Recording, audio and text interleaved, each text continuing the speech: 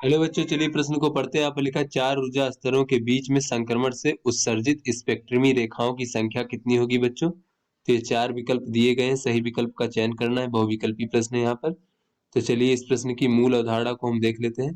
तो बच्चों, एक ऊर्जा स्तर से दूसरे ऊर्जा स्तर के बीच में जब संक्रमण होता है बच्चों इलेक्ट्रॉन का, तो उनके बीच में जितने भी ऊर्जा स्तर, उन सभी ऊर्जा स्तरों से होता हुआ संक्रमण की संभावना होती है बच्चों यहाँ पर। तो ऐसे में अलग अलग संक्रमण से अलग अलग ऊर्जा की, या फिर ये कह लें अलग अलग आवृत्ति की विकिरण उत्सर्जित होता है, जिससे हमें स्पेक्ट्रमी रेखाएं प्राप्त होती हैं। तो बच्चों हम यहाँ पर देख लेते हैं कि अगर m ऊर्जा स्तर है बच्चों, m ऊर्जा स्तरों के बीच में इलेक्ट्रॉन का संक्रमण होता है, तो कुल कितने स्पेक्ट्रमी रेखाएं प्राप्त होगी, स्पेक्ट्रम में कुल कितनी रेखाएं प्राप्त होंगी बच्चों। तो m ऊर्जा स्तरों के बीच इलेक्ट्रॉन के संक्रमण से प्राप्त कुल स्पेक्ट्रमी रेखाएं, या फिर ये कह लें बच्चों स्पेक्ट्रम में रेखाओं की संख्या कितनी होती है बच्चों। तो यहां से देखें तो ये होता है 1/2 और गुणे बच्चों m-1 गुणे m, इस प्रकार से। तो चलिए बच्चों अपने प्रश्न को हल करते हैं।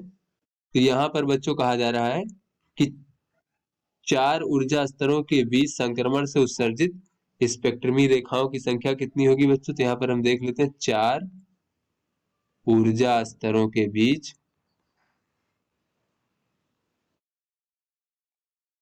संक्रमण से उत्सर्जित स्पेक्ट्रमी रेखाओं की संख्या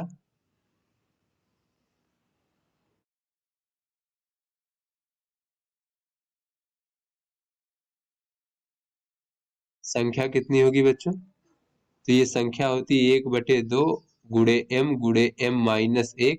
तो यहाँ पे बच्चों चूंकि ये m बराबर कितना है, ऊर्जा स्तरों की संख्या है 4। तो यहाँ से बच्चों हमें प्राप्त हो जाएगा 1/2 गुणे 4 यानी 1/2 गुणे 4 गुणे 3, यानी बच्चों 12/2 यानी कि 6। तो कुल स्पेक्ट्रमी रेखाओं की संख्या हमें 6 प्राप्त होगी। इस प्रकार से ये सी विकल्प हमारा सही विकल्प है। तो आशा करते हैं आपको समझ में आ गया होगा। धन्यवाद।